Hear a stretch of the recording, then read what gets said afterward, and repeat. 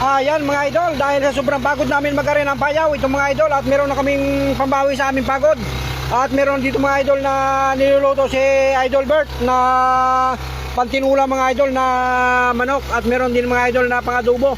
Ayan mga idol, dalawang putahe yan. At ginagayatan niya kay Kabundag mga idol yung hita. At paborito ni Kabundag yun. At ibubukod na daw niya. Ayan mga idol. At yung aming kapitan mga idol ay talagang ginutom na rin mga idol at naguna na siyang kumain. Ayan. Dahil, ayan, tuyo mga idol ang ulam niya. Dahil tanghali pa po mga idol, wala siyang kain. At dahil nga po sa busy kami sa pag-arya ng payaw.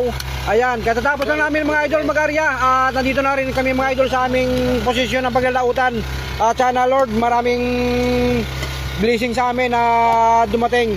At naman kami mga idol ay makabawi. Ayan.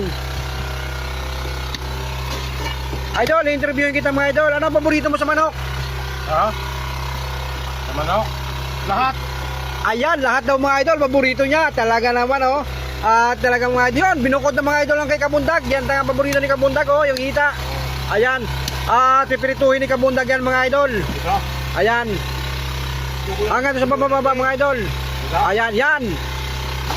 Yan na, ang paborito ni Kabundag. At talagang ginayat na. Ayan. Talagang napakasarap niyan mga idol. At pampirito ni Kabundag yan. Dahil mahina si Kabundag mga idol sa tinula. Ayan. At ang gusto niya talaga mga idol ay pinirito na may chicken breeding. Ayan talaga mga idol. At ito mga idol, at ang mga kasama ko mga idol ay talagang pagod rin sila. May nagkakape. At meron din mga idol nagkakape dito sa malapit sa kusina mga idol. Ayan. At yung mga kasama namin dito mga idol, dahil na sobrang pagod, ayan mga idol ay talagang naka-prepare na sila sa una.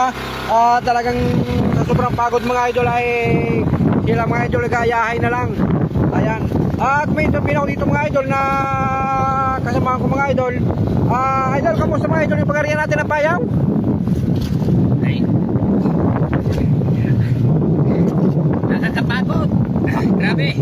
Ayan, nakakapagod. Nakakapagod daw talaga mga idol. Nakakagutom. Totoo talaga idol. Walang merinda, walang kain. Dire-diretso ang area ng payaw. Ayan mga Ngayon na idol. kami nakatapos. Ito, pagalang katawan namin sa pagod.